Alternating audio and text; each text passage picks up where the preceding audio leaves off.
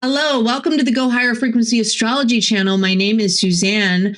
Join me as I investigate how the monthly cycles are progressing with a focus on how we can channel the energies more productively. Today, I'm going to be talking about the new moon in Scorpio happening on November the 20th. I'll begin with a general overview focusing on the astrological pattern of the 6 new moons at 28 degrees and the movement between Cancer and Leo as we head toward the next series of eclipses in February and March, and the Saturn-Neptune conjunction in April. Finally, I'll be delineating the new moon chart located in Washington, D.C. and paired with the U.S. Sibley Chart. I'll leave timestamps below, so feel free to jump to the parts that interest you the most. Will you do me a favor? If you enjoy this content, will you hit the like button or drop me a comment below? It helps the algorithm feed my content to more people. And don't forget to subscribe so my videos can show up in your feed. Okay, without further ado, let's talk about the raging moon at 28 degrees of Scorpio. This is the second of 6 new moons at the 28th degree. Last month, we had the first new moon at 28 degrees Libra with themes centered around the Magna Carta, or No Kings. And serendipitously, that new moon happened right after a No Kings Day protest, the largest single-day protest in United States history, with 7 million people turning out. The second new moon at 28 degrees Scorpio has themes related to empowering oneself through shadow work. Raven Caldera calls it the raging moon. The raging moon is one of the best times for shadow work, that task of going down into one's psychological cellar and learning to love the most unacceptable part of oneself for what it is, with no attempts to change it. Healing is not the point here, although it may come about on its own in some way. Understanding is the point. Deep understanding that leads to compassion in the end. The Sabian symbol for this degree, an Indian woman pleading to chief for her children, is about finding the balance between our self-centered ego desires and the needs of the broader collective. The new moon is on the 4-1 cross of empowerment. I mentioned this cross in my video about Erica Kirk, as her birthday falls on this new moon. It's a very fixed cross, as all juxtaposition crosses are. This is how Ra describes it. If you've got a solid product line, then you can begin to empower. But if you don't have a solid product line, you're going to have a lot of problems because it's just not going to work. And then you're going to end up with all these sidebar dilemmas or trying to figure out how to mask the fact that the product has a problem. And because this administration has been more focused on destruction than creation, a solid foundation hasn't been built yet. The Democratic sweep, which happened during the full moon in Taurus, has put this administration on notice. It's not enough to destroy.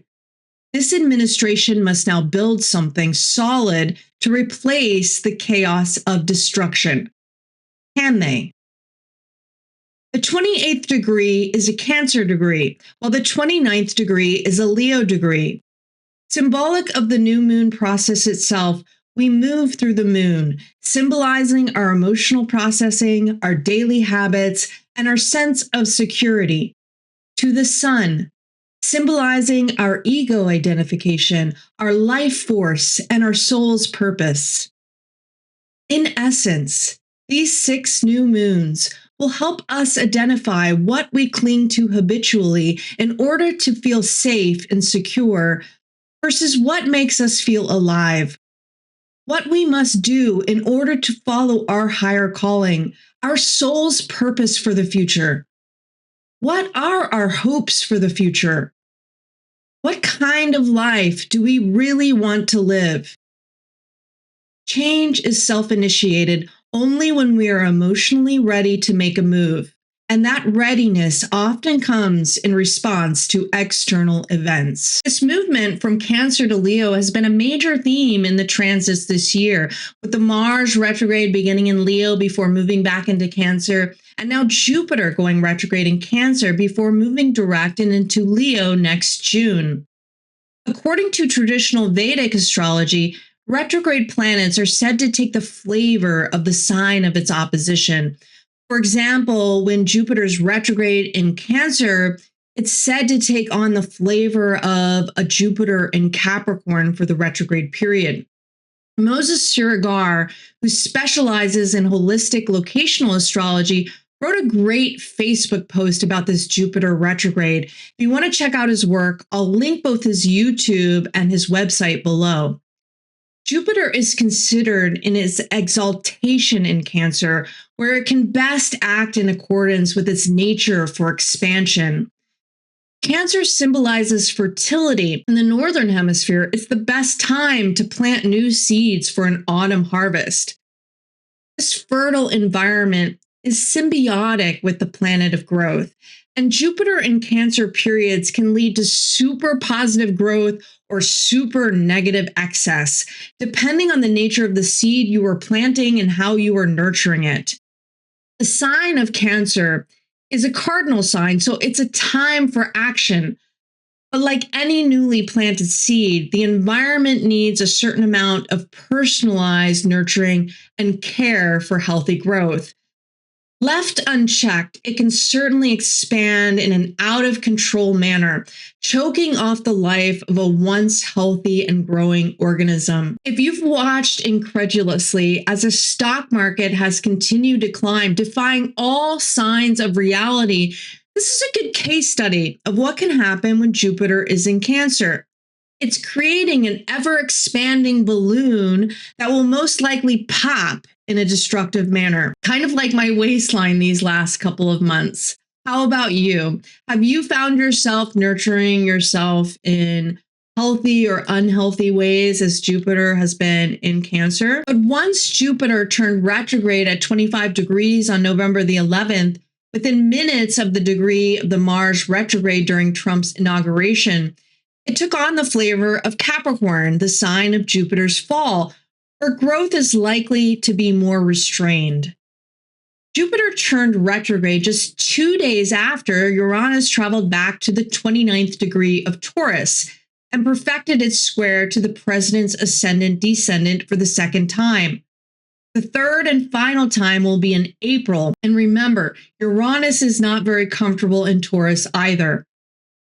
As predicted, since Uranus entered Taurus in late 2019, right before the COVID pandemic, we witnessed pandemics, food shortages, supply chain disruptions, and changes in inflation and currencies. Uranus will be in Taurus for the final time until the end of April 2026. With the current trade war and market bubble, we are bound to revisit a final fallout related to these themes. We may hit a bottom of sorts, which will necessitate drastic changes to our current system. Changes that may require new discoveries and technology breakthroughs as Uranus enters Gemini. Uranus was closely applying to a square to the president's ascendant-descendant during the November 4th Democratic sweep. The symbolism played out as this very public shift in the perception of the president, mostly based on the impacts of his economic policies. He's been tooting his own horn too much, gaslighting people about the economy, throwing lavish Gatsby parties while taking away food from the poor, focusing on enriching himself and his buddies at the expense of everyone else. The picture of him standing there dumbfounded while a medical emergency was going on behind him, such a classic image to represent this perceptual shift. I didn't address the elections during my full moon video. I was more focused on the president's overseas negotiations with Xi, but this tariff war was a big reason for the Democratic sweep. His negotiations with Xi was seen as a major flop, with President Xi gaining more in the long run. He won on America First propaganda, so his supporters are rightfully pissed that he's more focused on the parade of foreign visitors rather than issues at home. So he's been put on notice. And like I mentioned in my last new moon video, health is a serious factor here, both mental and physical, of which that image of him standing over someone who had just collapsed in his office was eerily symbolic. So let me walk you through this retrograde pattern of Mars and Jupiter so you can understand it more clearly. One of the things I love about astrology is identifying and understanding these patterns and cycles. I love to look at these cycles and patterns with my clients. There's so much to unpack, and it leads to deep insights. Jupiter slowed way down once it reached 24 degrees in the middle of October, hovering around the Sibley Chart's Mercury retrograde in Cancer. It perfected a conjunction to this Mercury on October 18th, the exact day of the No King's Day protests. It revisits that conjunction in retrograde motion on December the 5th, as transiting Mars is separating from an opposition to natal Mars, and it'll conjunct Mercury once again when Jupiter goes direct in June. Mars followed a similar pattern, beginning with its conjunction to Mercury on October 24th, but it was a reversal of Jupiter.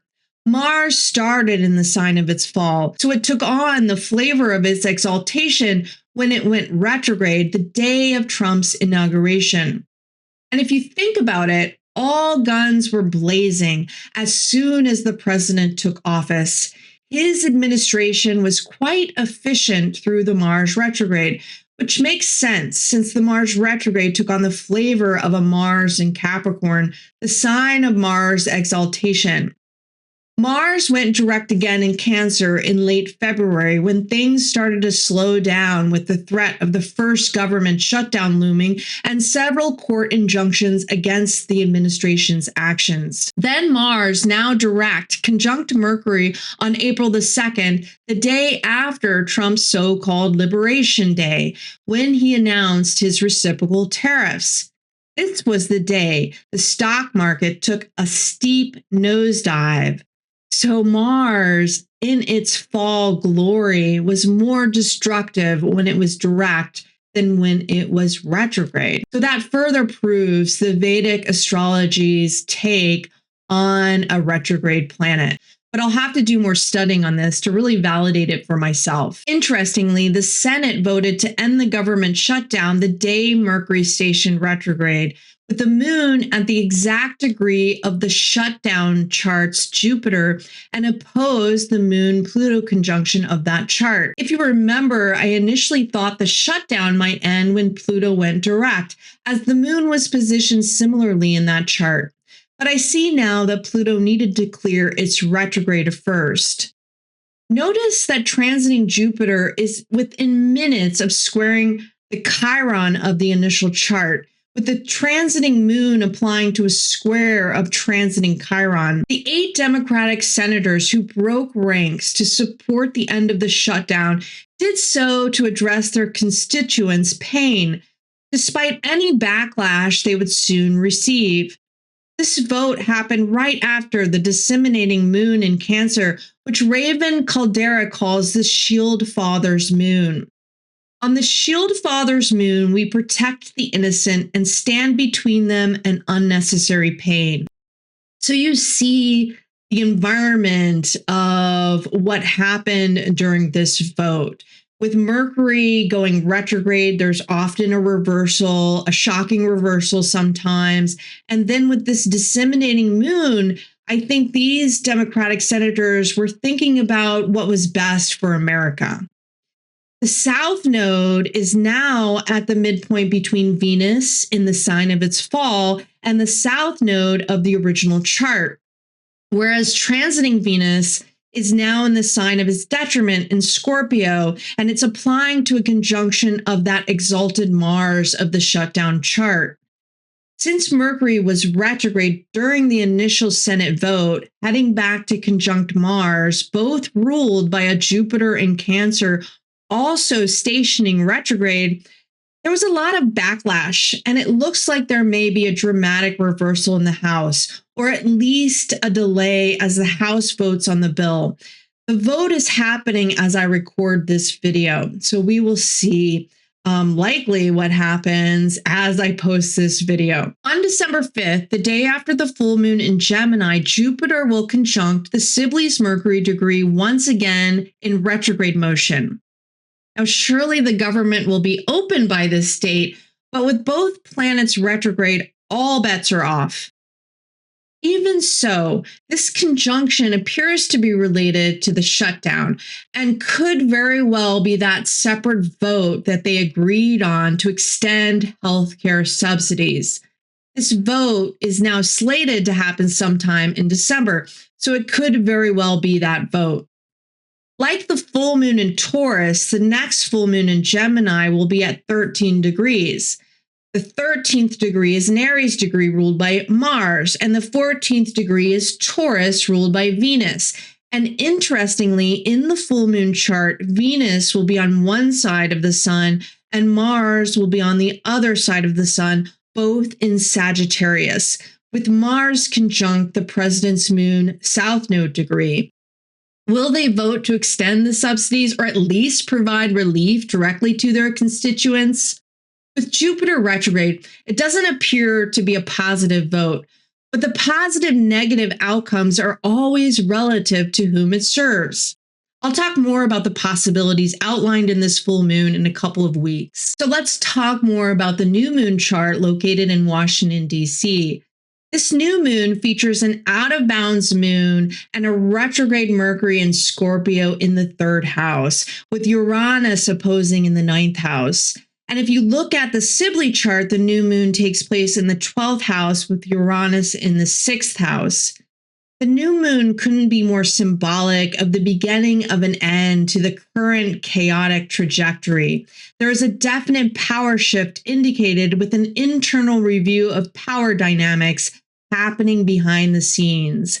And we're already starting to see the Epstein investigation pick up as we are thinking that the government will be reopening. So there are more releases about Epstein to come.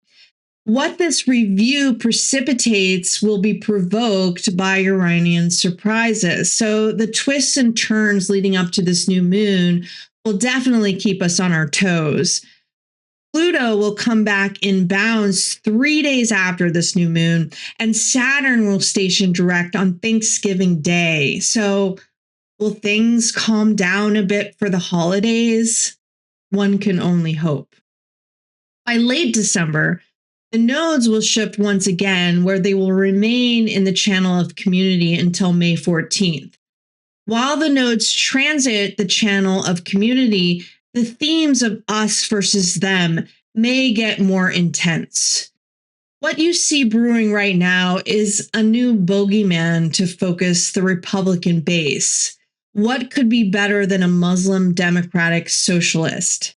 The question is, will the Republican Party be able to convince people that socialism will offer a worse outcome than what is happening to the economy under the current administration? Many people have argued that the current administration is already putting state-sponsored socialism in place by negotiating stakes in private companies. And we'll definitely see some financial fallout starting to happen as soon as we start to see more reports coming in. The economy looks pretty dire right now, but as soon as some reports are released and some more information happens on the economy, some tariff decisions, that is likely to impact as well. This new moon chart around the Sibley chart features Mars and Sagittarius on the ascendant, applying to a wide opposition of the Sibley's natal Mars. The new moon's midheaven is conjunct the president's sun and north node, as well as the Sibley Mars in the 7th house. Even though there are warnings in this chart about rigidity and keeping one's ego in check, the president and the administration's aggressive approach seems guaranteed to continue through this new moon. At this point, there seems to be a doubling down of this administration's extreme policies, even as the majority of the country is calling for a course correction. As mentioned previously, the Jupiter retrograde is now applying to a conjunction of the Sibley's retrograde Mercury, forming a grand trine between the new moon in the 12th house and Saturn and Neptune retrograde in Pisces in the 3rd house. In the standalone chart, Saturn and Neptune are straddling the descendant. The bottom line is that growth is looking more constrained as the reality of the impacts of tariffs and alienation of our allies starts to take effect. Now, we may see some doubling down, like I said, with this new moon, and the public's rebelliousness is surely to come back into check because Pluto is coming back in bounds 3 days after this new moon. So some kind of surprise is going to kind of shock us, I think, and keep us more restrained. Now, whether that's positive for the people or not is remaining to be seen. I'll analyze the full moon in a week or two, and we'll take a look at that again. But I hope this was helpful. I really hope that everyone can fly home for the holidays if they're flying, and your holidays are peaceful. I'm hoping that Pluto coming back in bounds and Saturn going direct will at least create some order, but one can only hope. And I will see you next time. That's it for me. Bye.